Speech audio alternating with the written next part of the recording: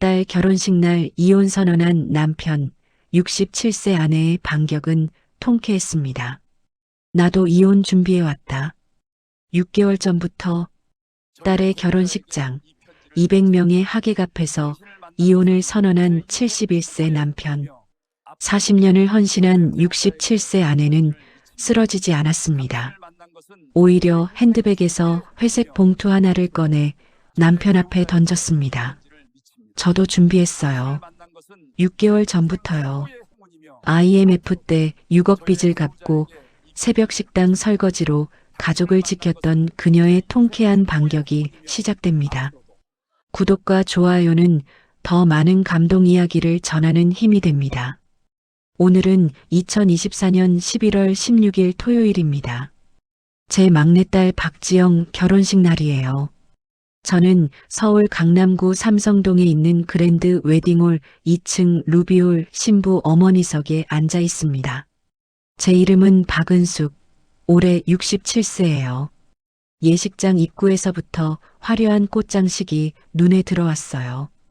하얀 백합과 연분홍 장미가 아치형으로 장식되어 있었죠. 200명이 넘는 하객들이 자리를 채우고 있었습니다. 신랑 측 친척들, 신부 측 친척들, 직장 동료들, 친구들 모두 행복한 표정으로 웃고 있었어요. 저는 오늘 특별히 골라 입은 한복을 내려다봤습니다. 하얀 저고리에 연보라색 치마예요. 이 색깔 조합을 보면 늘 떠오르는 날이 있습니다. 바로 40년 전 1984년 4월 14일 제 결혼식 날이에요. 그때도 이렇게 연보라색 치마를 입었었거든요. 어머니가 직접 골라주신 색이었죠. 엄마, 괜찮으세요? 피곤하신 거 아니에요? 옆에 앉은 큰딸 지수가 제 손을 잡으며 물었습니다. 39살인 지수는 제주도에서 고등학교 국어교사로 일하고 있어요. 오늘 막내 동생 결혼식 때문에 어제 비행기 타고 올라왔죠. 아니야, 괜찮아. 그냥 옛날 생각이 나서. 저는 딸에게 미소를 지어 보였습니다. 하지만 솔직히 말하면 제 마음은 전혀 괜찮지 않았어요. 6개월 전부터 알고 있던 사실 때문에 가슴이 계속 두근거렸거든요. 오늘 무슨 일이 일어날지 저는 이미 알고 있었습니다. 예식 시작 30분 전이었어요. 신랑 어머니가 밝은 노란색 한복을 입고 제게 다가왔습니다. 사돈댁, 정말 따님이 예쁘시네요. 우리 아들이 복 받았어요. 아이고, 과찬이세요. 신랑이 훨씬 더 준수하던데요. 저는 예의 바르게 인사를 나눴습니다. 겉으로는 평온해 보였을 거예요. 40년 동안 연습한 미소였으니까요. 속마음을 감추는 미소 말이에요. 1984년 봄이었습니다. 27살의 저는 친척 소개로 31살의 남자를 만났어요. 이름은 강태수, 키 175cm, 건장한 체격에 약간 각진 얼굴형이었죠. 첫인상은 무뚝뚝해 보였지만 말수가 적고 성실해 보였어요. 은숙 씨, 저랑 결혼해 주시겠어요? 제가 꼭 행복하게 해드릴게요. 세 번째 만남에서 그가 청혼했습니다. 저는 고민하지 않았어요. 그때 27이면 늦은 나이였거든요. 주변에서도 이제 시집 가야지 하고 재촉했었고요. 결혼 준비를 하면서 친정아버지께서 저를 부르셨어요. 은수가 이거 가져가라. 아버지께서 건네주신 건 경기도 평택에 있던 논 300평의 매매 계약서였습니다. 아버지, 이게 뭐예요? 내 결혼 자금이다. 3천만 원에 팔았어. 이걸로 서울에 전세집 얻어라. 1984년 당시 3천만 원은 작은 돈이 아니었어요. 저는 눈물이 났습니다. 아버지, 이 땅은 할아버지가 물려주신 건데. 괜찮아. 내 딸 시집 보내는데 아까울 게 뭐 있니? 행복하게만 살아라. 그 돈으로 저희는 서울 구로구 변두리에 작은 전세집을 얻었습니다. 방 2개짜리 낡은 아파트였지만 저는 행복했어요. 새 출발이었으니까요. 남편 태수는 작은 무역회사에 다녔어요. 월급은 많지 않았지만 성실하게 일했죠. 저는 집에서 살림을 했습니다. 아침마다 된장찌개를 끓이고 김치를 담그고 빨래를 했어요. 1986년에 큰딸 지수가 태어났고 1988년에 아들 민수가 1990년에 막내딸 지영이가 태어났습니다. 새 아이를 키우는 건 쉽지 않았어요. 기저귀를 갈고 분유를 타고 밤새 아이들 보느라 잠을 못 잔 날이 얼마나 많았는지 몰라요. 하지만 저는 불평하지 않았습니다. 이게 엄마의 역할이라고, 아내의 의무라고 생각했거든요. 1995년쯤이었을 거예요. 남편이 퇴근하고 들어오더니 신이 난 목소리로 말했습니다. 여보, 나 사업 시작하려고. 친구가 좋은 아이템이 있대. 사업이요? 갑자기요? 회사 다녀봤자 월급쟁이잖아. 사업 한번 해보고 싶어? 목동에 작은 사무실 하나 얻을 거야. 저는 불안했지만 반대하지 못했어요. 남편의 결정을 따르는 게 아내의 도리라고 배웠으니까요. 1997년 IMF 외환위기가 터졌습니다. 남편의 사업은 6개월 만에 완전히 무너졌어요. 거래처 부도가 연쇄적으로 일어났고 빌린 돈은 눈덩이처럼 불어났죠. 어느 날 남편이 술에 취해 들어와 제 앞에 주저앉으며 울었습니다. 미안해. 미안해. 빚이 6억이야. 6억? 그 숫자를 들었을 때 제 머릿속이 하얘졌어요. 어떻게 갚아야 할지 상상도 되지 않았습니다. 그때 큰딸 지수는 중학교 1학년, 아들 민수는 초등학교 5학년, 막내 지영이는 초등학교 1학년이었어요. 다음 날 아침 저는 결심했습니다. 울고 있을 시간이 없었어요. 동네 음식점들을 돌아다니며 일자리를 구했죠. 아주머니, 설거지 일 구하는데요. 시간이 어떻게 되세요? 새벽이든 밤이든 상관없어요. 아이들 학교 보내고 나면 하루 종일 일할 수 있어요. 결국 집에서 버스로 20분 거리에 있는 청진옥이라는 해장국집에서 일하게 됐습니다. 새벽 4시 30분에 출근해서 밤 10시에 퇴근하는 일이었어요. 월급은 120만 원. 많지 않았지만 간절했습니다. 첫 출근 날 뜨거운 물에 손이 데이는 줄도 모르고 설거지를 했어요. 접시, 냄비, 프라이팬. 하루에 수백 개의 그릇을 닦았습니다. 집에 돌아오면 손이 퉁퉁 부어 있었죠. 손등이 빨갛게 익어서 물집이 잡히기도 했어요. 그렇게 5년을 일했습니다. 5년이요. 월 120만 원씩 명절 보너스 조금씩 모아서 7천만 원 넘게 모았어요. 빈 6억 중 일부를 갚아 나갔죠. 나머지는 남편이 다시 취직해서 갚았고요. 하지만 그 5년 동안 제가 잃은 건 돈으로 환산할 수 없었습니다. 아이들과의 시간, 제 건강, 그리고 꿈이요.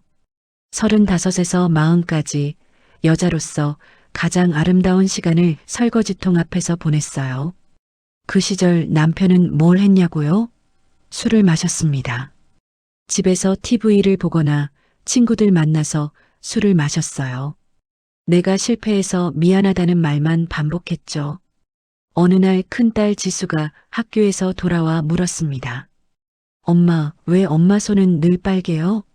친구 엄마들은 안 그런데. 그 질문에 저는 대답하지 못했어요. 눈물만 나왔습니다. 엄마가 설거지 일을 해서 그래. 왜요? 아빠는 일 안 해요? 아빠는 지금 새 일 구하시는 중이야. 거짓말이었습니다. 하지만 아이들 앞에서 아빠를 나쁘게 말할 수는 없었어요. 2002년쯤 빚을 다 갚았습니다. 남편도 새 직장을 구했고 조금씩 안정을 되찾았죠. 하지만 제 몸은 이미 많이 망가져 있었어요. 허리 디스크, 손목 터널 증후군, 만성 피로. 병원에 가면 의사 선생님이 말했습니다. 과로 때문이에요. 좀 쉬셔야 해요. 쉬다니요. 전 쉴 수가 없었어요. 큰딸 지수는 대학 입학을 앞두고 있었고 아들 민수도 고등학생이었거든요. 대학 등록금은 어떻게 마련하죠? 결국 저는 다시 일을 시작했습니다. 이번에는 편의점 야간 알바였어요. 밤 11시부터 아침 7시까지. 그렇게 또 몇 년을 일했습니다. 예식장 음악이 바뀌었습니다. 신부 입장 음악이 흘러나왔어요. 제 막내딸 지영이가 순백의 웨딩드레스를 입고 걸어 들어왔습니다. 너무 아름다웠어요. 하객들이 모두 일어나 박수를 쳤습니다. 저도 일어나서 딸을 바라봤어요. 눈물이 날 것 같았지만 참았습니다. 오늘은 딸의 행복한 날이니까요. 신부가 단상에 올라가고 신랑이 그 옆에 섰습니다. 주례 선생님의 말씀이 이어졌어요. 사랑은 참고 견디는 것입니다. 서로를 존중하고 배려하는 것이지요. 저는 그 말을 들으며 씁쓸하게 웃었습니다. 참고 견디는 것. 전 40년을 참고 견뎠어요. 그런데 그게 사랑이었을까요?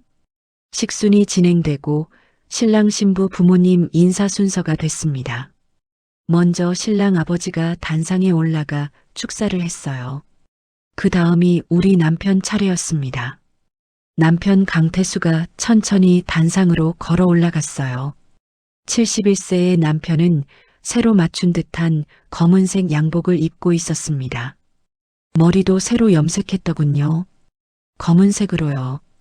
요즘 들어 부쩍 외모에 신경 쓰기 시작했어요. 남편이 마이크를 잡았습니다. 그런데 이상했어요. 손이 떨리고 있었거든요. 한참을 망설이더니 입을 열었습니다. 오늘 이렇게 많은 분들이 우리 딸 지영이 결혼을 축하해 주러 와주셔서 감사합니다. 여기까지는 정상적인 축사였어요. 하지만 다음 말이 문제였습니다. 그런데 제가 오늘 한 가지 말씀드릴 게 있습니다. 예식장 분위기가 미묘하게 바뀌었어요. 하객들이 술렁이기 시작했습니다. 저는 오늘을 마지막으로 나도 내 인생을 살고 싶소. 순간 예식장 전체가 얼어붙었습니다. 정적이 흘렀어요. 무슨 말인지 이해하지 못한 사람들이 서로를 쳐다봤습니다. 그리고 곧 깨달았죠. 이혼 선언이라는 걸요. 200명의 시선이 일제히 저에게 쏟아졌습니다. 모두 제 반응을 기다리고 있었어요. 신부 지영이의 얼굴이 하얗게 질렸습니다. 신랑은 당황한 표정으로 서 있었고요.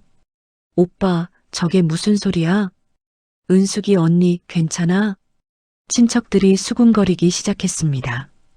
어떤 사람은 휴대폰을 꺼내 영상을 찍기도 했어요. 모두들 제가 어떻게 할지 궁금해했을 겁니다. 쓰러질까? 울음을 터뜨릴까? 비명을 지르며 달려갈까? 40년을 헌신한 아내가 딸의 결혼식에서 이런 수모를 당했으니 당연히 그럴 거라고 예상했겠죠. 하지만 저는 침착했습니다. 아니, 침착한 척했어요. 천천히 자리에서 일어났습니다. 하이힐 소리만이 적막한 예식장에 울렸어요. 딸각, 딸각, 딸각. 저는 단상으로 걸어갔습니다. 200명의 시선을 느끼며 똑바로 앞을 보고 걸었어요. 남편 태수는 제가 올라오는 걸 보더니 당황한 표정을 지었습니다. 저는 핸드백을 열었어요. 그 안에서 회색 봉투 하나를 꺼냈습니다. 그리고 남편의 손에 그 봉투를 쥐어주었죠. 봉투 안에는 2가지가 들어 있었습니다. 이혼 동의서와 재산분할 청구서예요. 제가 6개월 전부터 준비한 서류였습니다. 저는 마이크를 잡고 말했습니다. 저도 준비했어요. 6개월 전부터요. 남편의 얼굴이 하얗게 질렸어요. 손에 든 봉투를 떨어뜨릴 뻔했죠. 예식장이 다시 한번 크게 술렁였습니다. 이번에는 더 시끄러웠어요. 사람들은 이제 남편을 쳐다보기 시작했습니다. 놀람, 당황, 심지어 비난의 시선까지 느껴졌어요. 엄마, 단상 아래에서 딸 지영이가 저를 불렀습니다. 눈물을 흘리며요.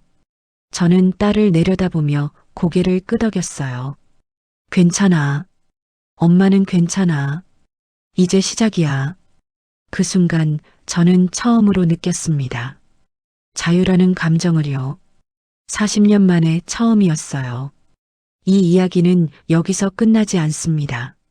아니, 어쩌면 여기서부터 시작인지도 몰라요. 67세 박은숙의 진짜 인생이요. 예식장은 그야말로 아수라장이 되었습니다. 제가 남편에게 회색 봉투를 건넨 후 하객들이 일제히 웅성거리기 시작했어요. 200명의 목소리가 뒤섞여 예식장 전체가 시장통처럼 시끄러워졌습니다. 저게 무슨 일이야? 신부 부모가 저러면 어떡해? 봉투 안에 뭐가 들어있는 거야? 신랑 측 친척 한 분이 단상으로 급히 올라왔어요. 사돈어른, 이게 무슨 일입니까? 오늘 아이들 결혼식인데. 남편 태수는 봉투를 손에 든 채 얼어붙어 있었습니다. 입술이 파르르 떨리더니 저를 쳐다봤어요. 여보, 이게 무슨, 나중에 집에서 얘기해요. 저는 짧게 말하고 단상에서 내려왔습니다. 딸 지영이가 웨딩드레스를 입은 채 울고 있었어요. 신랑이 어깨를 감싸 안았지만 지영이의 눈물은 멈추지 않았습니다. 엄마, 왜 이러세요? 오늘 제 결혼식이잖아요. 제 가슴이 찢어지는 것 같았어요. 하지만 딸에게 미안하다고 말할 수는 없었습니다. 이건 제가 선택할 수 있는 마지막 기회였거든요. 지영아, 미안해. 하지만 엄마도 이제 내 인생을 살아야 해. 큰딸 지수가 달려와 제 팔을 잡았습니다. 엄마, 무슨 일이에요? 아빠가 뭘 잘못했어요? 나중에 다 얘기해 줄게. 지금은 지영이 결혼식마저 진행하자. 주례 선생님이 당황한 표정으로 마이크를 잡았어요.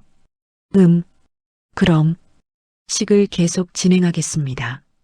하지만 분위기는 이미 완전히 깨져버렸습니다. 예식은 형식적으로만 이어졌어요. 신랑 신부 서약, 반지 교환, 축가, 모든 게 아무 의미 없이 흘러갔습니다. 예식이 끝나고 패백실로 이동했을 때였어요. 신랑 어머니가 저에게 다가왔습니다. 사돈댁, 도대체 무슨 일이십니까? 우리 아들 결혼식을 이렇게 망쳐놓으시면 죄송합니다. 하지만 이건 저희 부부 문제라서요. 부부 문제는 집에 가서 하시지. 오늘이 무슨 날인데? 신랑 어머니의 목소리가 점점 커졌습니다. 주변 사람들이 쳐다봤어요. 어머니, 진정하세요. 제가 다 설명드릴게요. 남편 태수가 끼어들었지만 신랑 어머니는 화가 난 표호로 패백실을 나가버렸습니다. 사실 이 모든 일은 6개월 전부터 시작되었습니다. 2024년 5월 초순이었어요. 그날은 평범한 토요일 오후였어요. 남편이 새로 산 등산복을 입고 현관문을 나서며 말했습니다. 산악회 모임 간다. 저녁 늦을 거야. 산악회요? 언제부터 산악회를 다니셨어요? 아, 동네 복지관에서 만든 거야. 나이 든 사람들끼리 모여서 가볍게 산 타러 다니는 모임이지. 그래요. 조심해서 다녀오세요. 저는 평소처럼 대답했습니다. 하지만 뭔가 이상했어요. 남편이 거울 앞에서 머리를 만지작거리는 모습이 낯설었거든요. 40년을 살면서 한 번도 보지 못한 모습이었어요. 그날 밤 11시쯤 남편이 돌아왔습니다. 샤워도 하지 않고 베란다로 나가더니 누군가와 전화를 하는 게 보였어요. 저는 안방에서 문틈으로 살짝 훔쳐봤습니다. 응, 나도 오늘 정말 즐거웠어. 목소리가 달랐어요. 부드럽고 다정하고 설레는 듯한 목소리였습니다. 40년을 함께 살면서 저한테는 단 한 번도 들려준 적 없는 그런 목소리요. 다음 주 토요일? 좋아. 그때 보자. 전화를 끊고 베란다에 서서 하늘을 올려다보는 남편의 뒷모습. 저는 그 순간 알았어요. 뭔가 잘못됐다는 걸요. 그날 밤 저는 잠을 이룰 수 없었습니다. 천장을 바라보며 눈물만 흘렸어요. 옆에서 코를 고는 남편을 보며 생각했죠. 이 사람이 정말 40년을 함께한 내 남편이 맞나? 다음 날 아침 평소처럼 아침상을 차렸습니다. 된장찌개, 김구이, 계란말이. 남편이 좋아하는 반찬들이었어요. 여보, 밥 먹어요. 응. 남편은 신문을 보며 무뚝뚝하게 대답했습니다. 평소와 똑같았어요. 어젯밤 베란다에서 누군가에게 다정하게 말하던 그 사람이 맞나 싶을 정도로요. 그 뒤로 신호는 계속되었습니다. 일주일 후 남편이 미용실에서 머리를 염색하고 왔어요. 새카맣게요. 왜 갑자기 염색을 하셨어요?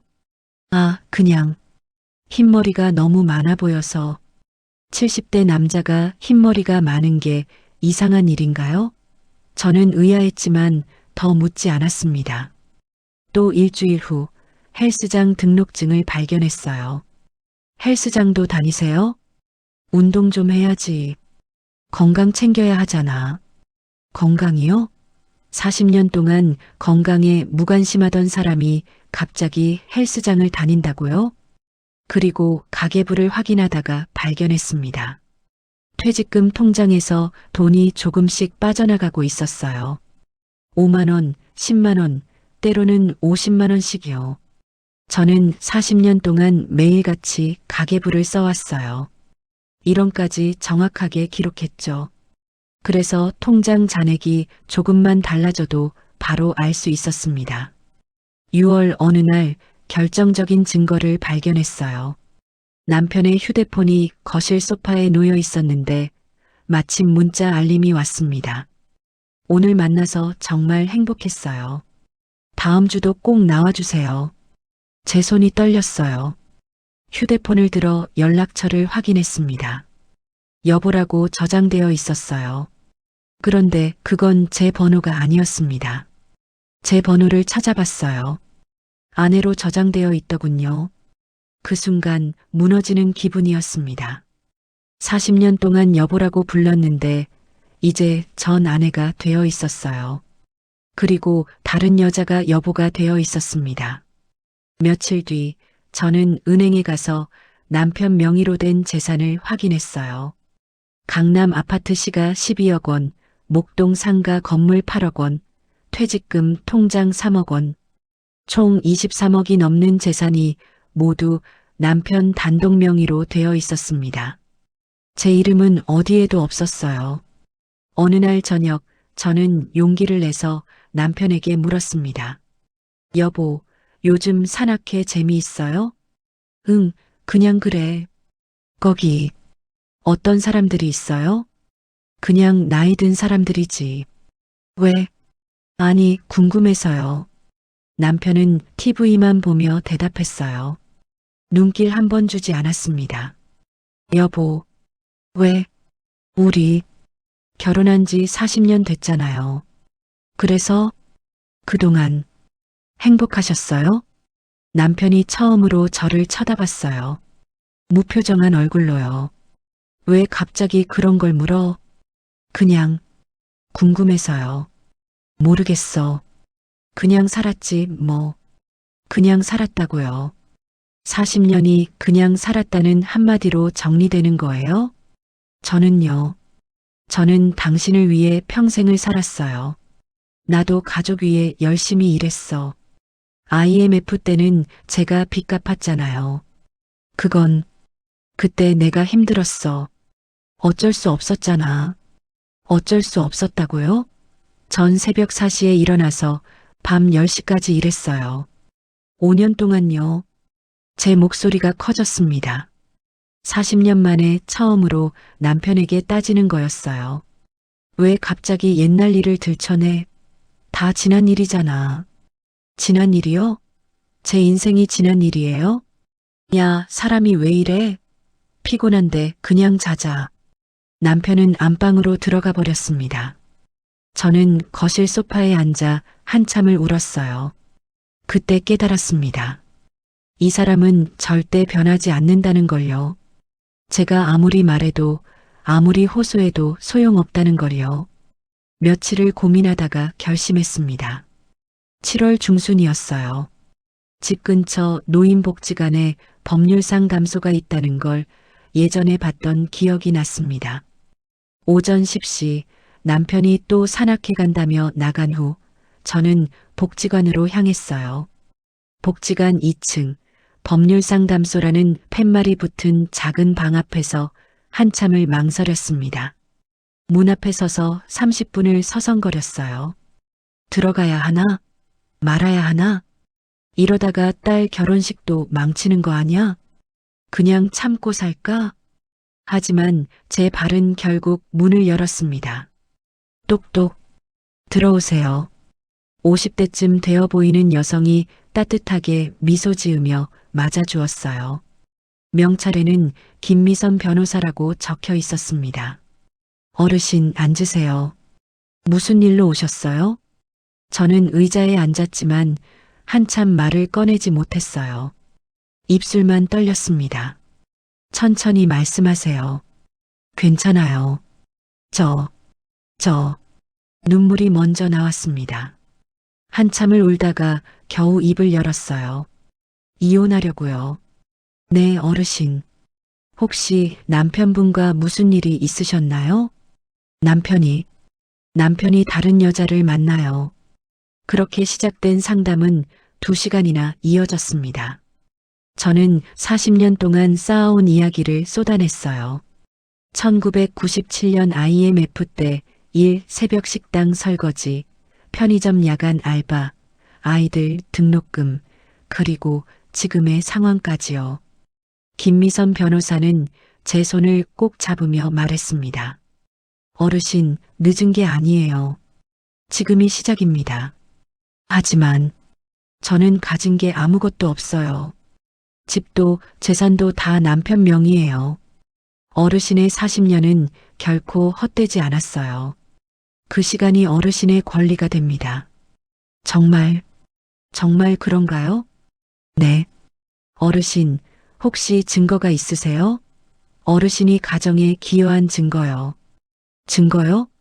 네, 예를 들어 통장 기록이나 영수증이나. 그때 저는 생각났습니다. 40년간 써온 가계부요. 가계부요. 제가 40년 동안 매일 가계부를 썼어요.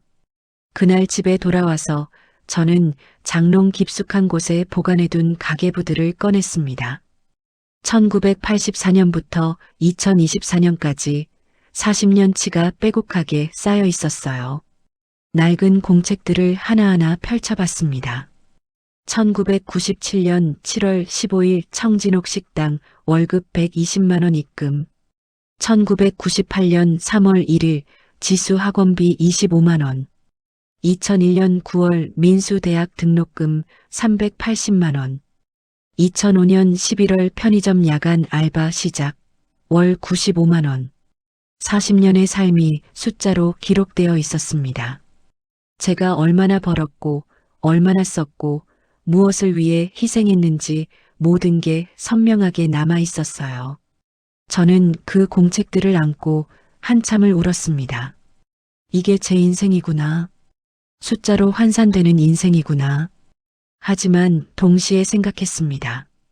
이 숫자들이 제 권리를 증명해 줄 수 있다면, 이제라도 당당하게 요구할 수 있다면, 다음 날부터 저는 준비하기 시작했어요. 은행에 가서 통장 사본을 떼고 부동산 등기부등본을 발급받고 결혼 당시 친정 땅 매매 계약서를 찾아냈습니다. 밤에는 남편 몰래 서류를 복사하고 정리했어요. 1달, 2달, 3달. 그 사이에도 남편은 계속 산악회를 다녔습니다. 머리 염색을 하고 새 옷을 사고 휴대폰으로 누군가와 문자를 주고받았어요. 저는 모르는 척 했습니다. 평소처럼 아침밥을 차리고 빨래를 하고 청소를 했어요. 하지만 제 마음속에서는 결심이 단단해지고 있었습니다. 8월, 9월, 10월이 지나갔습니다. 11월 초 막내딸 지영이가 전화했어요. 엄마, 결혼식 날짜 잡았어요. 11월 16일이요. 그래, 알았어. 엄마, 그날 정말 행복할 거예요. 엄마 아빠도 축복해 주시죠? 그래, 물론이지. 전화를 끊고 저는 달력을 봤습니다. 11월 16일, 딱 2주 후였어요. 그날 저는 최종 결심을 했습니다. 딸의 결혼식 날 40년의 거짓된 결혼 생활도 함께 끝내기로요. 김미선 변호사에게 전화했습니다. 변호사님, 이혼 동의서랑 재산분할 청구서 준비해 주세요. 언제 필요하세요? 11월 16일까지요. 알겠습니다, 어르신. 서류가 준비되었다는 연락을 받은 날, 저는 회색 봉투에 그 서류들을 넣었어요. 그리고 핸드백 안에 조심스럽게 넣어뒀습니다. 11월 16일 아침, 딸의 결혼식 당일. 남편은 거울 앞에서 새 양복을 입으며 말했어요. 오늘 축사 잘해야 하는데. 떨리네. 저는 대답하지 않았습니다. 그저 핸드백을 꼭 쥐고 있었죠. 오늘이다. 오늘 끝낸다. 40년의 거짓말을. 예식장으로 향하는 차 안에서 저는 창밖을 바라보며 생각했습니다. 67년을 살았어요.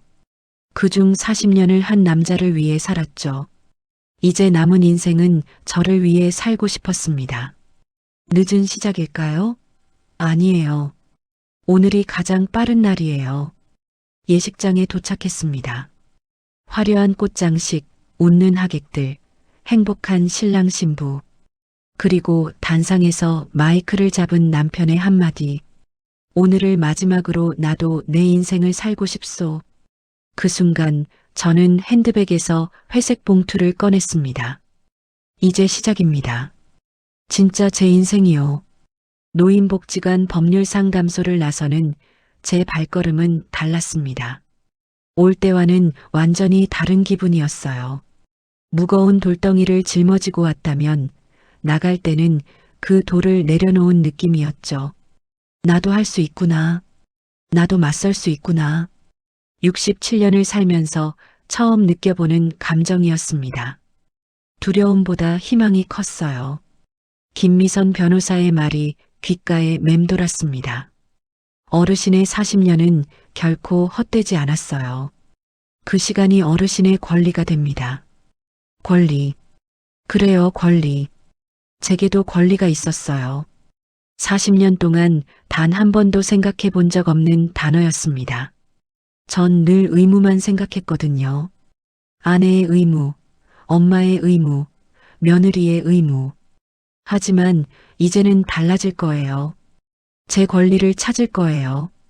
집으로 돌아오는 버스 안에서 저는 계획을 세우기 시작했습니다. 김미선 변호사가 말했던 것들을 하나하나 떠올렸어요. 증거가 필요해요. 어르신이 가정에 기여한 증거요. 증거. 무엇이 증거가 될까요? 통장 기록, 영수증, 가계부, 친정, 땅 매매 계약서, 차용 증서. 머릿속으로 목록을 만들었어요.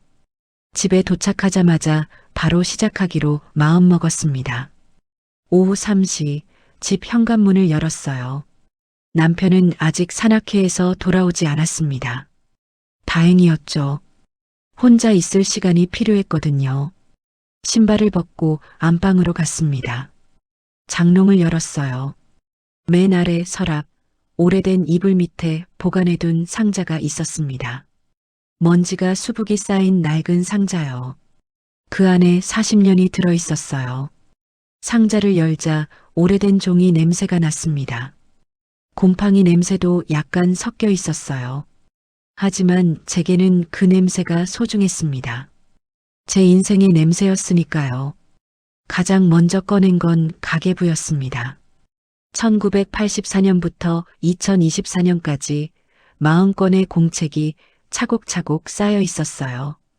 제일 위에 있는 2024년 가계부는 비교적 깨끗했지만 아래로 내려갈수록 누렇게 바랜 종이들이 나왔습니다. 제일 아래에서 1984년 가계부를 꺼냈어요. 초록색 표지의 작은 공책이었습니다.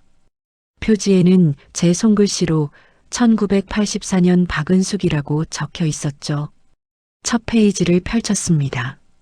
1984년 4월 14일 결혼식, 1984년 4월 15일 전세 보증금 3천만 원 친정, 땅 매매금, 1984년 4월 21살 10kg 2만 8천 원, 1984년 4월 22일 된장 5천 원, 27살 새댁의 글씨였어요. 또박또박 정성껏 쓴 흔적이 보였습니다. 지금의 제 글씨와는 많이 달랐어요. 그때는 희망이 있었으니까요. 페이지를 넘겼습니다. 1984년 5월 남편 월급 45만 원, 식비 15만 원, 공과금 3만 5천 원, 저축 10만 원, 매달 꼬박꼬박 기록했더군요. 1원까지 정확하게요. 왜 그렇게 정확하게 썼을까요? 언젠가는 우리 집을 살 수 있을 거야. 그때까지 아껴야 해. 그때의 저는 그렇게 생각했었어요. 아끼고 모으면 언젠가는 내 집이 생길 거라고 믿었죠. 1997년 가계부를 꺼냈습니다. 빨간색 표지였어요. 1997년 11월 남편 사업 실패, 빈 6억.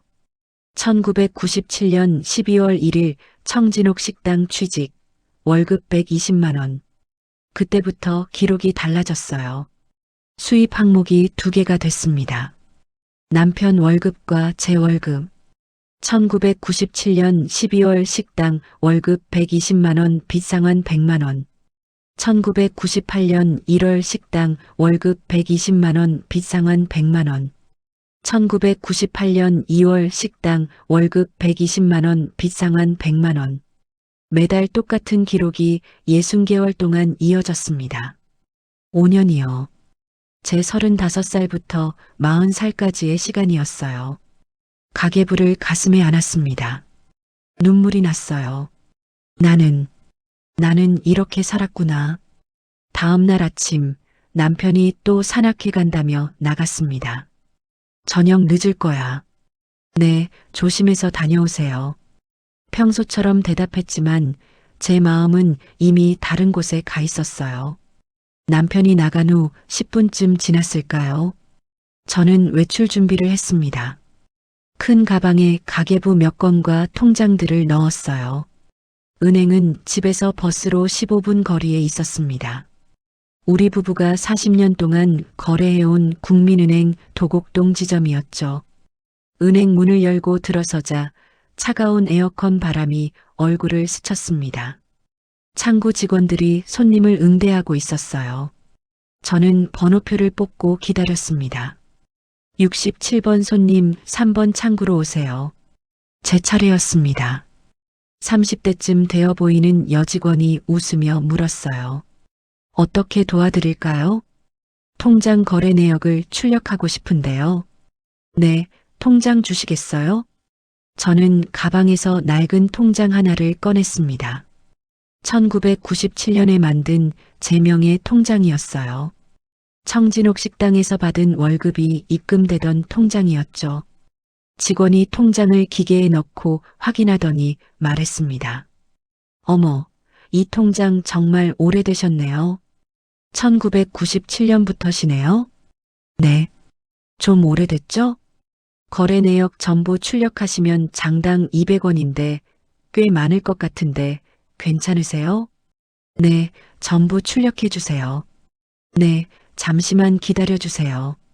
기계에서 종이가 쭉쭉 나오기 시작했습니다.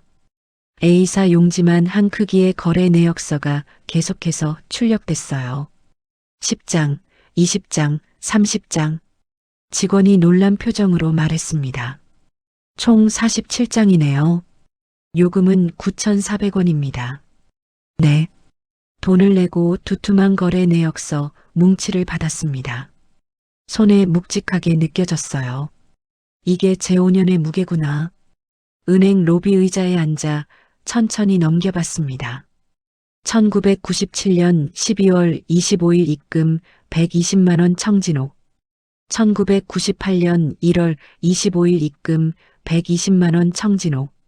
1998년 2월 25일 입금 120만 원 청진옥. 60개월 60번의 입금 기록이 선명하게 찍혀 있었습니다. 그리고 같은 달 출금 기록도 있었어요. 1997년 12월 27일 출금 100만 원 빚상환. 1998년 1월 27일 출금 100만 원 빚상환. 매달 100만 원씩 빚을 갚았던 거예요. 5년이면 6천만 원. 제가 직접 갚은 돈만 그 정도였습니다. 다음은 부동산 서류가 필요했어요. 집과 상가 건물의 등기부등본을 떼야 했습니다. 은행에서 나와 대로변에 있는 등기소로 향했습니다. 무인 발급기 앞에 섰어요. 요즘은 기계로 쉽게 뗄 수 있더군요. 먼저 우리 집 주소를 입력했습니다. 강남구 대치동 아파트. 시가 12억짜리 집이에요. 등기부등본이 출력됐습니다. 천천히 읽어 내려갔어요. 소유자 강태수. 주소 서울특별시 강남구 대치동. 취득일 2005년 3월 15일. 취득원인 매매. 2005년이요? 제 기억에 우리는 2001년에 이 집을 샀는데요. 이상했어요.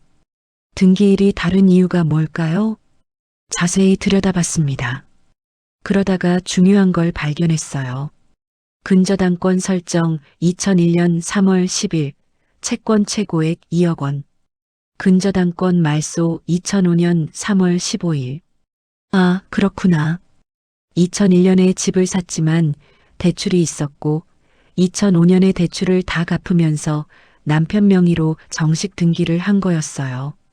그런데 여기서 또 이상한 점이 있었습니다.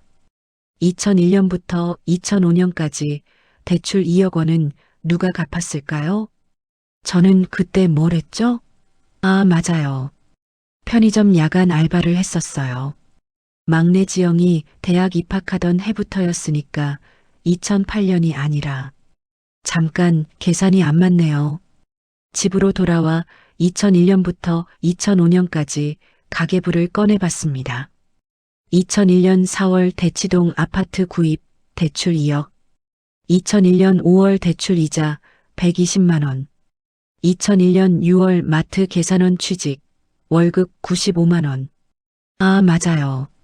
그때 마트에서 일했었죠. 지영이 초등학교 다닐 때였어요. 2001년 6월 마트 월급 95만 원 대출 이자 상환.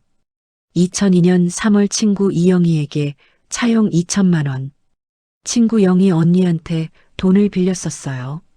큰딸 지수가 대학 유학 갈 때였죠. 가계부를 계속 넘겼습니다. 2005년 1월 마트 퇴직금 800만 원. 2005년 2월 친정 어머니 돌아가심, 유산 5천만 원. 어머니. 그때 어머니가 돌아가셨었죠. 유산으로 받은 5천만 원으로 아파트 대출 일부를 갚았었어요. 2005년 3월 아파트 대출 완납 2억 원 친정 유산 5천만 원 남편 저축 1억 5천만 원. 그렇게 해서 2005년에 대출을 다 갚았고 등기를 남편 명의로 한 거였습니다. 그런데 여기서 문제가 있었어요. 남편 저축 1억 5천만 원이라고 기록되어 있지만 실제로 그 돈은 어디서 나왔을까요? 2001년부터 2005년까지 4년 동안 제가 마트에서 번 돈이 월 95만 원이었어요. 4년이면 4,560만 원. 거기다 퇴직금 800만 원까지 하면 5,360만 원. 남편 월급은 당시 월 350만 원 정도였는데 생활비 쓰고 나면 남는 게 얼마나 됐을까요? 한 달에 50만 원 저축하면 많이 하는 거였어요. 4년이면 2,400만 원. 계산해 보니 이상했어요. 숫자가 맞지 않았습니다. 그때 휴대폰이 울렸어요. 큰딸 지수였습니다. 엄마, 나 제주도에서 주말에 올라갈게. 왜? 무슨 일 있어? 아니, 그냥 엄마 보고 싶어서. 그리고 지영이 결혼식 준비도 도와주고. 그래, 알았어. 언제 와? 이번 주 금요일 저녁. 엄마, 그런데. 응? 아빠 요즘 좀 이상하지 않아요? 지난번 통화할 때도 그렇고. 왜? 말투가 달라졌어요. 뭔가 들뜬 것 같고. 엄마는 못 느끼셨어요? 제 가슴이 철렁했습니다. 딸도 눈치챘구나. 아빠는 아빠시지. 별일 없어? 엄마, 혹시 무슨 일 있으면 나한테 꼭 말해요. 알았죠? 그래, 알았어. 전화를 끊고 한참을 멍하니 앉아 있었어요. 그날 밤 남편이 10시가 넘어서 들어왔습니다. 산악회가 그렇게 늦게까지 하나요? 다녀오셨어요? 응. 저녁 드셨어요? 응, 밖에서 먹었어. 남편은 샤워도 하지 않고 곧장 베란다로 나갔어요. 또 전화를 하는 것 같았습니다. 저는 안방 문틈으로 살짝 엿봤어요. 남편의 얼굴에 미소가 번졌습니다. 40년을 살면서 본 적 없는 미소였어요. 응, 나도 오늘 정말 좋았어. 다음 주에는 꼭 시간 내볼게. 응, 알았어. 나도. 마지막 말이 무엇이었는지는 들리지 않았습니다. 하지만 짐작할 수 있었어요. 나도 사랑해. 그런 말이었겠죠. 저는 침대에 누워 천장을 바라봤습니다. 40년 동안 단 한 번도 내게 하지 않은 말을 다른 여자에게 하는구나. 눈물이 흘렀어요. 하지만 소리내어 울지는 않았습니다. 이제 우는 건 의미가 없었거든요. 다음 날부터 저는 더 치밀하게 움직였습니다. 남편이 출근한 후 서재 서랍을 하나하나 확인했어요. 거기서 중요한 서류들을 찾아냈습니다. 상가 건물 매매 계약서. 2010년에 8억에 산 목동 상가 건물이었어요. 계약서를 읽다가 깜짝 놀랐습니다. 계약금 2억 원 2010년 3월 1일 지급. 2010년 3월이요? 그때 우리한테 2억이 어디 있었죠? 2010년 가계부를 찾아봤어요. 2010년 2월 시어머니 돌아가심. 2010년 2월 시댁 유산 정리 형제 3명 분할. 2010년 3월 남편 목 유산 3억 수령. 아, 맞아요. 시어머니가 돌아가셨을 때 시댁 재산을 정리했었죠. 남편이 3억을 받았고 그중 2억으로 상가 건물을 샀던 거예요. 그런데 여기서도 이상한 점이 있었습니다. 2010년 4월 상가 건물 대출 6억 잔금 지불용. 2010년 5월 대출 이자 360만 원. 대출 이자를 누가 냈을까요? 가계부를 확인했어요. 2010년 5월 남편 월급 420만 원. 생활비 200만 원. 대출이자 360만 원. 부족분 140만 원. 부족분 140만 원은 어떻게 충당했을까요? 2010년 5월 긴급 대출 500만 원 저축은행. 또 빚을 낸 거예요. 상가 건물 대출 이자를 내려고요. 그 빚은 누가 갚았을까요? 당연히 저였죠. 2010년 6월 파트타임 청소일 시작. 주 3회. 회당 6만 원. 그때 제 나이가 53이었어요. 남의 집 청소를 하러 다녔죠. 저는 서류들을 다시 정리하며 깨달았습니다. 23억짜리 재산. 아파트 12억, 상가 8억, 퇴직금 3억. 남편 명의로 되어 있지만 그 안에는 제 인생이 들어 있었어요. 친정 땅 3천만 원, 어머니 유산 5천만 원, IMF 때 제가 갚은 빚 6천만 원, 아이들 교육비로 번 돈 수천만 원, 집 대출이자, 상가 대출이자. 계산해 보니 제가 직접적으로 기여한 돈만 2억 가까이 됐어요. 간접적으로 기여한 것까지 합치면 훨씬 더 많았죠. 하지만 제 이름은 어디에도 없었습니다. 그날 밤 저는 결심했습니다. 김미선 변호사에게 전화를 걸었어요. 변호사님, 저 박은숙입니다. 네, 어르신. 어떻게 지내세요? 자료를 다 모았어요. 40년치 가계부, 통장 거래 내역, 부동산 서류, 차용 증서까지요. 와, 정말요? 대단하세요. 이제, 이제 어떻게 하면 되죠? 다음 주에 한번 사무실로 오세요. 자료를 보고 구체적인 계획을 세워봅시다. 네, 알겠습니다. 전화를 끊고 창밖을 바라봤어요. 어느새 가을이 깊어가고 있었습니다. 은행나무 잎이 노랗게 물들어 있었죠. 1984년 봄에 시작된 결혼 생활이 2024년 가을에 끝나려 하고 있었습니다. 40년이요. 제 인생의 절반 이상이었어요. 하지만 이제 끝낼 때가 됐습니다. 다음 날 아침 남편이 또 나가려 했어요. 어디 가세요? 산악회. 요즘 매일 가시네요? 왜? 집에 있으라고? 아니요. 그냥 물어본 거예요. 남편은 대답도 하지 않고 현관문을 나섰습니다. 저는 창문 너머로 남편이 걸어가는 뒷모습을 바라봤어요. 저 사람과의 40년이 곧 끝나는구나. 두렵진 않았어요. 오히려 홀가분했습니다. 이제 남은 건 단 하나. 막내딸 지영이의 결혼식이었어요. 그날 그 자리에서 모든 걸 끝낼 계획이었습니다. 김미선 변호사가 준비해준 서류를 회색 봉투에 넣었어요. 이혼 동의서와 재산분할 청구서, 핸드백에 그 봉투를 넣고 거울 앞에 섰습니다. 67세의 박은숙이 거울 속에 비쳤어요. 주름진 얼굴, 하얗게 센 머리, 굽은 허리. 하지만 눈빛만은 달랐습니다. 예전과는 완전히 다른 눈빛이었어요. 이제 시작이야. 진짜 내 인생이. 11월 16일까지 한 달도 채 남지 않았습니다. 그날 딸의 결혼식장에서 40년의 거짓된 결혼도 함께 끝낼 거예요. 그리고 68세의 새로운 인생을 시작하는 거죠. 늦은 시작일까요? 아니에요. 오늘이 가장 빠른 날입니다. 결혼식 다음 날 아침 2024년 11월 17일 일요일 거실 시계가 오전 8시 30분을 가리키고 있었습니다. 평소라면 조용했을 일요일 아침이 오늘은 달랐어요. 안방에서 옷장 여닫는 소리가 요란하게 들렸습니다. 짐 싸는 소리였어요. 저는 소파에 앉아 그 소리를 듣고 있었습니다. 어젯밤 한숨도 자지 못했어요.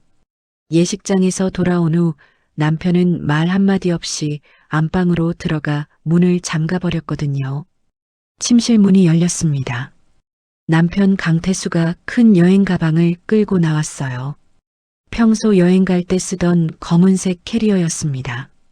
손잡이를 잡은 남편의 손이 떨리고 있었어요. 어디 가시려고요?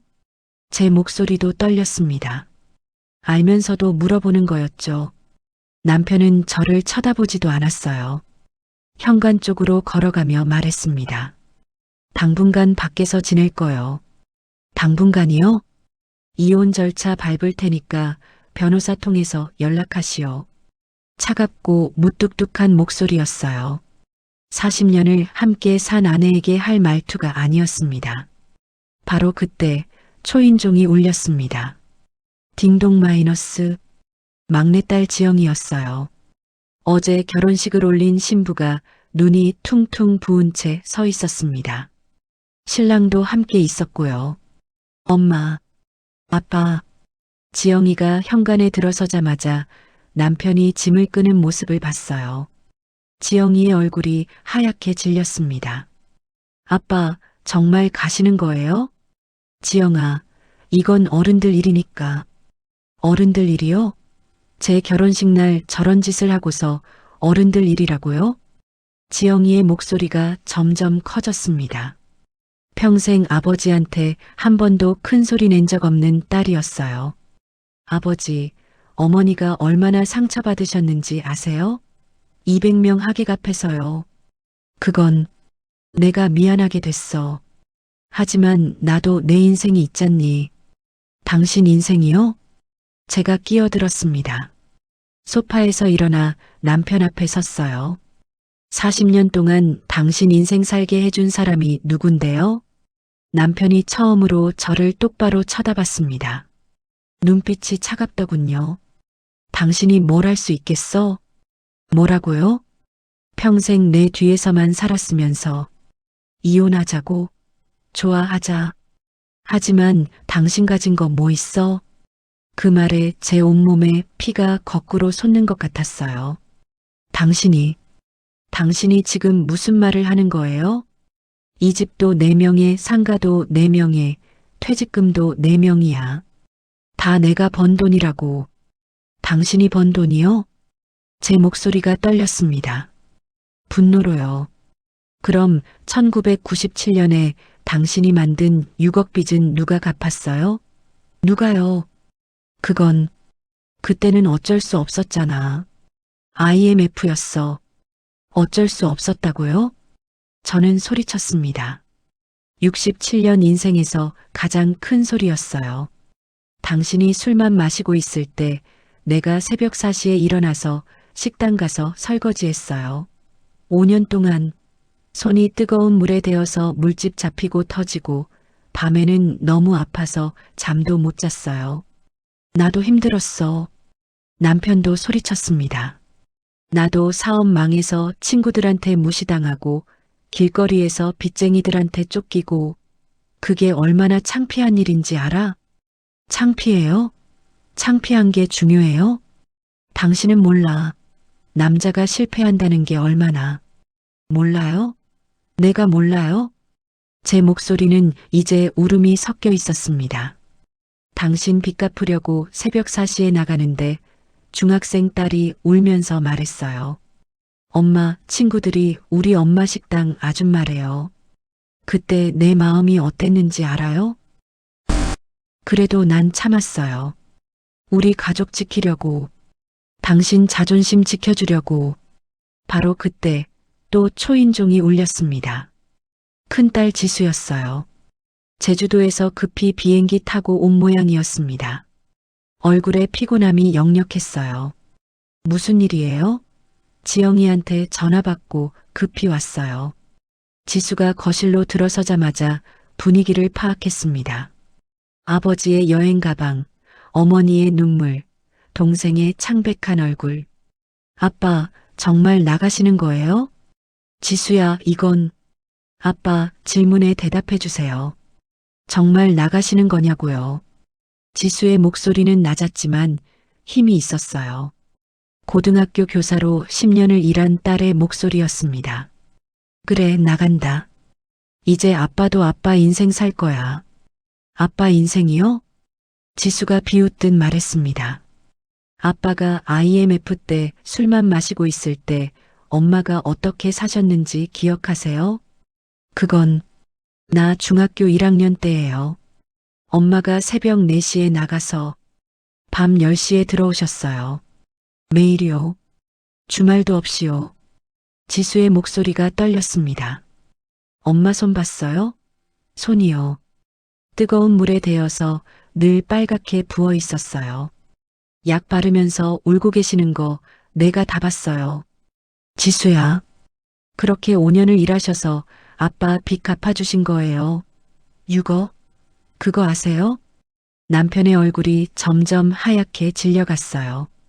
그리고 내가 대학 갈 때요. 엄마가 어떻게 하셨는지 아세요? 친구한테 5천만 원 빌리셨어요. 고개 숙이고 빌었다고요. 내 학비 때문에. 지수가 울먹이기 시작했습니다. 나는 그때 몰랐어요. 엄마가 그렇게 힘들게 구한 돈인 줄. 난 그냥 당연히 대학 가는 줄 알았어요. 그때 거실 탁자 위에 놓인 저의 휴대폰이 울렸습니다. 둘째 아들 민수였어요. 스피커폰으로 받았습니다. 엄마, 나 민수야. 지수 누나한테 얘기 들었어요. 민수야. 엄마 아빠 바꿔줘요.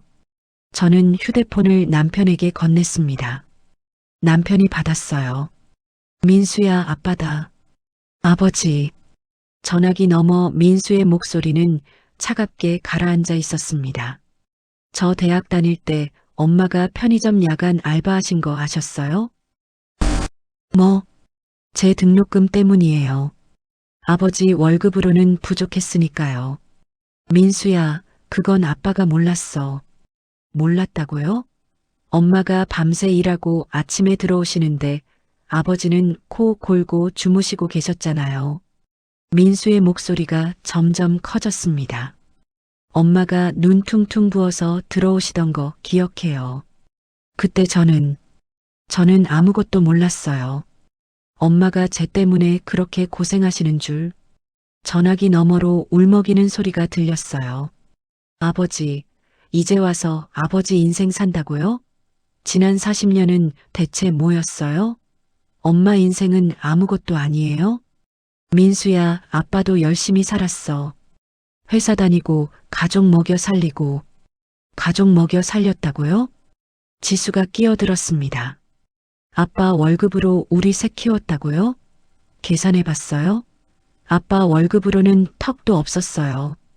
지수야, 그건 엄마가 벌어온 돈이 훨씬 많았어요. 내가 다 계산해 봤다고요. 저는 거실 서랍에서 서류 뭉치를 꺼냈습니다. 그동안 모아둔 증거들이었어요. 봐요, 당신. 남편 앞에 서류를 던졌습니다. 종이들이 바닥에 흩어졌어요. 이게 뭐예요? 40년치 가계부요. 통장 거래 내역이고요. 부동산 등기부등본이고요. 제 손이 떨렸습니다. 강남 아파트 12억짜리. 이거 누구 돈으로 샀는지 알아요? 그건 내가 친정 땅 팔아서 시작한 거예요. 1984년에 3천만 원. 그게 전세 보증금이었고 그게 지금 이 아파트의 시작이에요. 저는 서류를 하나하나 집어들었습니다. 2005년에 대출 2억 갚을 때요. 친정 어머니 유산 5천만 원 들어갔어요. 내가 마트에서 4년 일해서 번 돈 5천만 원 들어갔고요. 목동 상가 8억짜리요. 시어머니 유산 3억으로 샀다고요? 대출 6억은 누가 갚았어요? 제 목소리가 점점 커졌습니다. 대출 이자 내려고 내가 청소일 다녔어요. 53살에 남의 집 화장실 청소하면서 여보라고 부르지 마세요. 저는 소리쳤습니다. 당신 휴대폰에 다른 여자가 여보로 저장되어 있던데요. 나는 아내로 저장되어 있고요. 남편의 얼굴이 새하얗게 변했습니다. 그건 어떻게 알았냐고요? 6개월 전부터 다 알고 있었어요.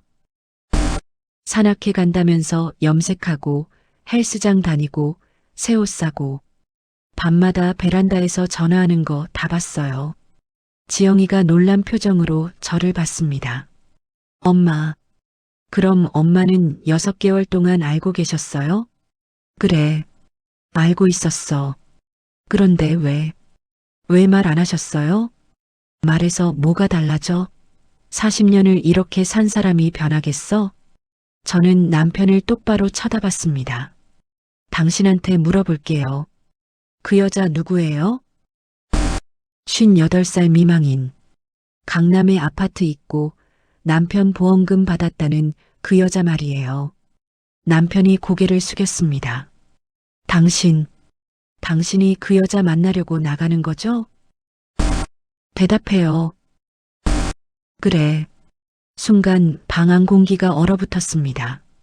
지영이가 손으로 입을 막았어요. 지수는 믿을 수 없다는 표정으로 아버지를 바라봤습니다. 아빠, 정말이에요? 정말 다른 여자가 있어요? 남편은 대답하지 않았습니다. 침묵이 곧 대답이었죠. 저는 무릎이 꺾이는 것 같았어요. 하지만 쓰러지지 않았습니다. 소파에 기대어 섰죠. 당신은 40년 동안 나한테 사랑한다는 말 단 한 번도 안 했어요. 제 목소리는 떨렸지만 또렷했습니다. 고맙다는 말도, 수고했다는 말도, 미안하다는 말도 없었어요. 나는 그래도 괜찮았어요. 당신이 가족을 위해 열심히 사는 줄 알았으니까요. 눈물이 흘러내렸습니다. 근데 지금 보니까 아니었네요. 당신은 당신만 생각하고 산 거였어요. 40년 내내. 여보, 나도 나름대로. 나름대로요? 제가 비웃었습니다. 나름대로 열심히 살았다고요? 빚 만들고 술 마시고 바람 피우는 게 나름대로예요? 나도 힘들었다고. 남편이 소리쳤습니다. 사업 망하고 친구들한테 무시당하고 집에 들어오면 당신 눈치 보이고 그게 얼마나 힘든지 알아? 눈치가 보였다고요? 저는 어이가 없어서 웃음이 나왔어요. 내가 언제 눈치를 줬어요? 난 40년 동안 단 한 번도 당신한테 짜증낸 적 없어요. 그게 더 힘들었어. 당신이 아무 말도 안 하니까. 그럼 뭐라고 하길 바랐어요? 빨리 돈 벌어오라고? 무능하다고? 그런 말하길 바랐어요? 난 당신 자존심 지켜주려고 참은 거예요. 당신이 가장으로서 자리를 지킬 수 있게. 제 목소리가 갈라졌습니다. 근데 지금 당신은 뭐라고 했어요? 내가 가진 게 뭐 있냐고? 거실이 조용해졌습니다. 제 울음소리만 들렸어요. 당신이 가진 23억. 그 안에 내 40년이 들어있어요. 저는 바닥에 흩어진 서류들을 가리켰습니다. 친정 땅 3천만 원, 어머니 유산 5천만 원, IMF 때 내가 갚은 빚 6천만 원, 아이들 교육비, 생활비 대출이자. 계산해봤어요? 내가 직접 기여한 돈만 2억이 넘어요. 간접적으로 기여한 것까지 하면 10억은 되고요. 남편이 고개를 들었습니다. 처음으로 제대로 저를 본 것 같았어요. 근데 내 이름은 어디에도 없어요. 집에도 상가에도 통장에도. 그건 가장이요? 저는 남편을 똑바로 쳐다봤습니다. 가장은 빚만 만들고 도망가는 사람이 아니에요. 40년 동안 당신 뒤치다꺼리하며 산 내가 진짜 가장이었어요. 지수가 제 옆으로 와서 어깨를 안아주었어요. 지영이도 다가와 제 손을 잡았습니다.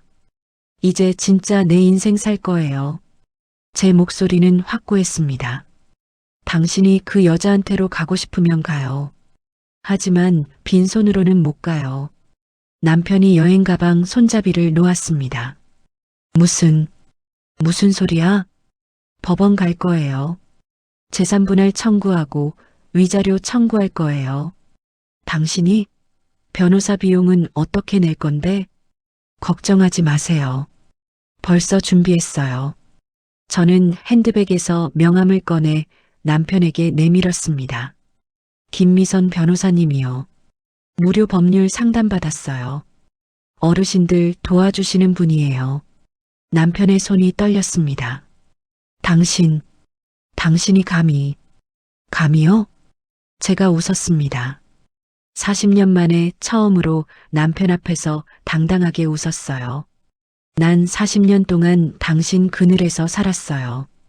이제는 내 이름으로 살 거예요. 넌 아무것도 못해. 해요. 할 수 있어요. 저는 딸들을 바라봤습니다. 이 아이들이 지켜봐주고 있잖아요. 나 혼자가 아니에요. 지수가 제 어깨를 꼭 안았습니다. 엄마, 우리가 있어요. 걱정하지 마세요.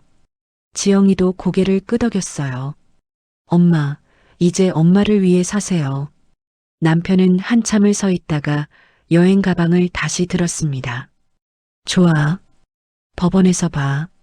네, 법원에서 봐요. 현관문이 쾅 닫혔습니다. 40년 결혼 생활의 끝이었어요. 저는 소파에 주저앉아 한참을 울었습니다. 딸들이 양쪽에서 저를 안아주었어요. 엄마 잘하셨어요. 엄마, 이제 괜찮을 거예요. 울음이 멈추고 나자 창밖이 보였습니다. 11월 중순의 하늘은 맑고 높았어요. 67년 만에 보는 가장 넓은 하늘이었습니다. 이제 시작이에요. 진짜 제 인생이. 2025년 2월 14일 밸런타인데이. 서울가정법원 3층 조정실. 오후 2시였습니다. 제 앞에는 두툼한 서류 뭉치가 놓여 있었어요.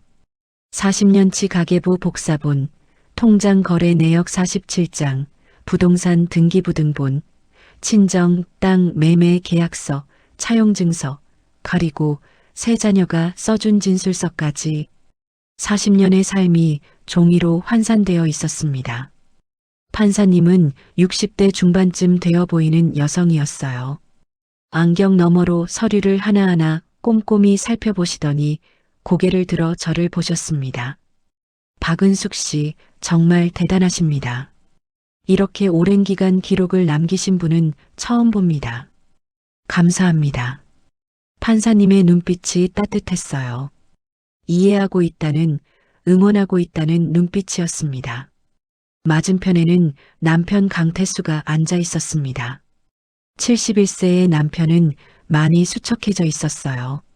3개월 사이에 10년은 늙어 보였습니다. 그 옆에는 남편이 선임한 변호사가 앉아 있었고요. 40대쯤 되어 보이는 남성 변호사였습니다. 제 옆에는 김미선 변호사님이 계셨어요. 처음 노인복지관에서 만났던 그분이었습니다. 판사님이 입을 여셨습니다. 양측의 주장과 증거를 모두 검토했습니다. 특히 박은숙 씨가 제출하신 40년치 가계부와 금융거래 내역은 매우 중요한 증거로 인정됩니다. 제 심장이 두근거렸어요. 재산분할 비율은 70대 30으로 하겠습니다. 박은숙 씨에게 70%를 인정합니다. 판사님, 남편 측 변호사가 벌떡 일어섰습니다. 70%는 과도합니다. 일반적으로 50대 52. 변호사님, 판사님이 손을 들어 제지했습니다. 박은숙 씨가 제출한 증거를 보셨습니까? 1984년 결혼 자금의 출처, 1997년부터 2002년까지 IMF 시기 채무 변제 내역, 자녀 교육비 충당 기록, 부동산 취득 과정에서의 기여도까지 모두 명확히 입증되었습니다. 판사님은 계속 말씀하셨어요. 게다가 강태수 씨의 부정행위가 명백하므로 위자료 1억 원을 별도로 지급하시기 바랍니다. 위자료까지. 저는 눈물이 났습니다. 기쁨의 눈물이었어요. 재산분할 내역은 다음과 같습니다. 강남 아파트는 박은숙 씨가 소유하고 목동 상가 건물은 매각 후 분할하겠습니다. 퇴직금은 7대 3 비율로 나누겠습니다. 계산해 보니 제가 받게 되는 금액은 약 15억 원이었습니다. 15억. 40년의 가격이었어요. 판사님이 남편을 쳐다보셨습니다. 강태수 씨 하실 말씀 있으십니까? 남편이 천천히 일어섰습니다. 저를 쳐다보더니 떨리는 목소리로 말했어요. 여보, 다시 생각해보자. 우리 40년을 같이 살았잖아. 저는 고개를 저었습니다. 40년이요? 제 목소리는 차분했습니다. 당신은 40년을 함께 살았다고 하지만 나는 40년을 혼자 살았어요. 이제 정말 혼자 살 거예요. 하지만 이번엔 내 이름으로요. 판사님이 서류에 도장을 찍으셨습니다. 이혼을 확정합니다. 2025년 2월 14일자로 박은숙 씨와 강태수 씨의 혼인관계는 해소됩니다. 쾅! 작은 망치 소리가 조정실에 울렸습니다. 40년 결혼 생활의 종지부였어요. 법원을 나서는 제 발걸음은 가벼웠습니다. 2월 중순의 공기는 차가웠지만 상쾌했어요. 깊이 들이마셨습니다. 67년 인생에서 가장 맑은 공기였습니다. 어르신 축하드려요. 김미선 변호사님이 제 손을 잡아주셨습니다. 정말 잘 싸우셨어요. 당당하셨어요. 변호사님 덕분이에요. 정말 감사합니다. 아니에요. 어르신이 40년 동안 준비하신 거예요. 그 가계부들이 어르신을 지켜준 겁니다. 그 말이 맞았어요. 매일 아침 식탁에 앉아 일원까지 기록했던 그 시간들이 제가 번 돈과 쓴 돈을 꼼꼼히 적었던 그 습관이 결국 절 구해준 거였습니다. 앞으로 어떻게 하실 계획이세요? 글쎄요. 아직은 잘 모르겠어요. 일단은 좀 쉬고 싶어요. 그러세요. 충분히 쉬시고 어르신을 위한 시간 가지세요. 변호사님과 작별 인사를 나누고 집으로 향했습니다. 아니, 이제는 온전히 제 집이 된 곳으로요. 강남 아파트 현관문을 열고 들어섰을 때 집이 텅 비어 있었습니다. 남편은 이미 짐을 싸서 나간 후였어요. 거실을 천천히 걸었습니다. 40년을 살았던 공간이었지만 처음 보는 것처럼 낯설었어요. 소파에 앉아 창밖을 바라봤습니다. 대치동 아파트 15층에서 내려다 보이는 풍경, 자동차들이 오가고 사람들이 걷고 세상이 돌아가고 있었습니다. 저도 이제 그 세상 속으로 나가야 했어요. 박은숙이라는 이름으로요. 그날 밤 저는 오랜만에 푹 잤습니다. 40년 만에 처음으로 편안한 잠이었어요. 한 달이 지났습니다. 3월의 어느 봄날 저는 분당집 근처를 산책하다가 작은 상가 건물 1층에 임대 팻말이 붙은 걸 봤어요. 발걸음이 저절로 멈췄습니다. 15평 남짓한 작은 공간이었어요. 햇빛이 잘 들어오고 앞에 주차 공간도 있었습니다. 부동산에 연락해서 내부를 봤어요. 오래된 공간이었지만 깨끗했습니다. 여기서 뭐 하실 거예요? 부동산 중개인이 물었습니다. 반찬 가게요. 제 입에서 자연스럽게 나온 말이었어요. 반찬 가게? 좋네요. 여기 주변에 아파트 단지 많아서 잘 될 거예요. 계약서에 사인하는 제 손이 떨렸습니다. 67년 인생에서 처음으로 제 이름으로 계약하는 거였거든요. 임차인 박은숙. 그 글자가 얼마나 아름답게 보이던지요. 한 달 동안 가게를 준비했습니다. 벽을 새로 칠하고 냉장고를 들여놓고 조리기구를 샀어요. 간판도 달았습니다. 은숙이네 손맛. 큰딸 지수가 지어준 이름이었어요. 엄마, 은숙이네라고 해요. 엄마 이름이 들어가야 해요. 그래, 좋다. 간판을 보며 저는 웃었습니다.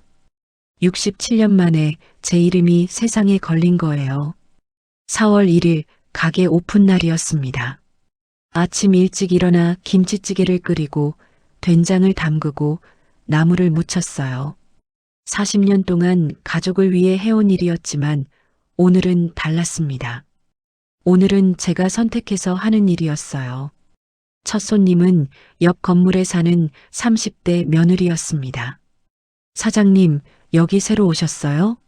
반찬 좀 살게요. 네, 어서 오세요. 뭐가 필요하세요? 시어머니가 오시는데 준비할 게 없어서요. 김치찌개랑 나물 좀 주세요. 네, 금방 담아드릴게요. 반찬을 담으며 저는 그 며느리를 봤어요. 제 젊은 시절 모습이 보였습니다. 며느리 노릇 힘들죠? 네. 아, 네. 좀 그래요. 힘내세요. 당신 인생도 소중한 거예요. 며느리가 놀란 표정으로 저를 봤습니다. 감사합니다, 사장님. 그렇게 하루, 이틀, 일주일이 지났습니다. 단골이 생기기 시작했어요. 젊은 며느리들, 혼자 사는 독거노인들, 바쁜 직장인들이 찾아왔습니다. 사장님, 오늘도 힘내세요. 사장님, 이 김치찌개 정말 맛있어요. 사장님, 덕분에 집밥 먹는 기분이에요. 그 말 한마디 한마디가 저를 살아있게 만들었어요. 매출은 그리 많지 않았습니다. 하루 20만 원, 한 달이면 600만 원 정도였죠. 하지만 그 돈은 온전히 제 것이었어요. 제가 벌어서 제 통장에 들어오는 돈이었습니다. 그것만으로도 행복했습니다. 5월 초 어느 봄날이었습니다. 막내딸 지영이가 가게로 찾아왔어요. 품에는 갓 태어난 아기를 안고 있었습니다. 엄마, 어머, 우리 손주. 제 첫 손주였어요. 지영이의 딸 여자 아기였습니다. 엄마, 아기 이름 뭐로 지을까 고민 중이에요. 그래, 어떤 이름이 좋을까? 엄마 이름에서 한 글자 따고 싶어요. 숙자요. 맑을 숙자. 제 눈에 눈물이 고였습니다. 지영아, 엄마, 저 엄마처럼은 살고 싶지 않아요. 엄마처럼 희생하는 삶 말고 제 이름으로 사는 거요. 그래서 제 딸한테도 그렇게 가르쳐 주고 싶어요. 저는 손주를 안아봤습니다. 따뜻하고 보드라운 생명이었어요. 그래, 그렇게 해. 내 이름으로 살아. 그리고 이 아기한테도 그렇게 가르쳐 줘. 네, 엄마.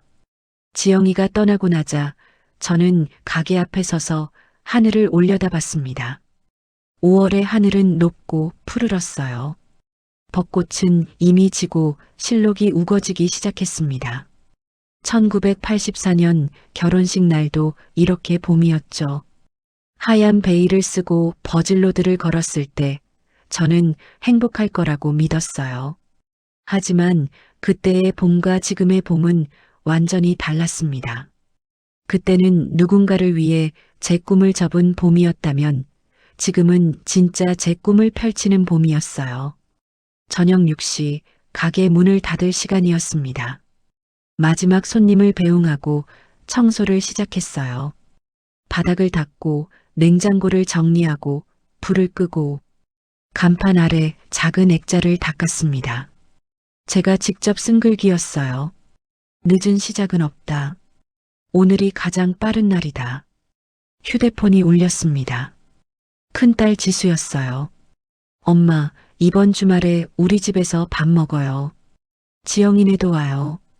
엄마 요리 너무 그리워요. 그래, 엄마가 갈게. 엄마 손맛 잔뜩 담아갈게. 엄마 사랑해요. 나도 사랑해. 전화를 끊고 저는 다시 웃었어요. 이제 음식을 만드는 건 의무가 아니라 사랑이었습니다.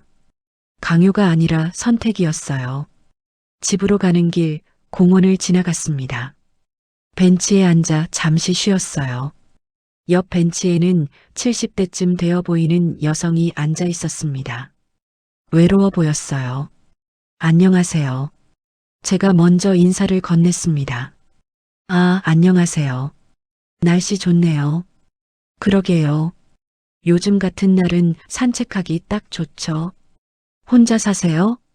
네, 작년에 남편이 세상 떠나서요.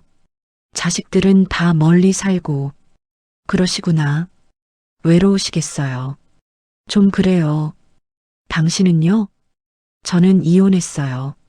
3개월 전에요. 어머, 이혼을요? 그럼 외롭지 않으세요? 많은 사람들이 저에게 똑같이 물었어요. 저는 미소 지으며 대답했습니다. 외롭지 않아요. 40년을 함께 살 때가 더 외로웠어요. 지금은 혼자지만 외롭지 않아요. 제 이름으로 살고 있거든요. 그 여성이 저를 빤히 쳐다봤습니다. 그러더니 천천히 웃었어요. 부럽네요. 그렇게 말할 수 있는 게. 집에 도착했습니다. 현관문을 열고 들어섰을 때 고요했어요. 하지만 그 고요함이 두렵지 않았습니다. 오히려 평화로웠어요. 냉장고 문을 열었습니다. 거기에는 포스트잇이 붙어 있었어요. 오늘 해야 할 일. 1. 김치찌개 20인분 완료. 2. 된장 담그기 준비 완료. 3. 나를 위한 저녁 식사. 4. 나를 위한 산책. 5. 나를 위한 독서. 3번부터 5번까지는 최근에 추가한 항목이었습니다.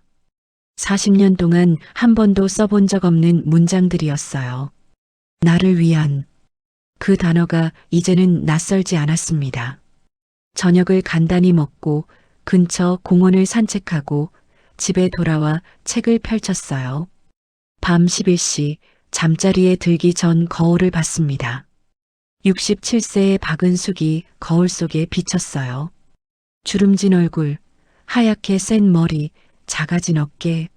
하지만 눈빛만은 달랐습니다. 40년 전과는 완전히 다른 눈빛이었어요. 살아있는 눈빛이었습니다. 창밖을 보니 달이 떠 있었습니다. 환하고 밝은 보름달이었어요. 저는 달을 보며 생각했습니다. 늦은 시작일까요? 아니에요. 오늘이 가장 빠른 날입니다. 67년을 살았지만 진짜 제 인생은 지금부터 시작이에요. 박은숙이라는 이름으로 누구의 아내도 누구의 엄마도 아닌 그냥 박은숙으로 그렇게 저는 잠들었습니다. 내일 아침이면 다시 가게 문을 열 거예요. 은숙이네 손막 간판 아래서 손님들을 맞이할 거예요. 그리고 매일매일 제 이름으로 살아갈 거예요. 그것만으로 충분히 행복합니다. 끝. 아니, 시작입니다. 여러분의 소중한 시간을 함께 해주셔서 진심으로 감사드립니다. 다음에는 더욱 감동적인 이야기로 찾아뵙겠습니다. 행복하세요.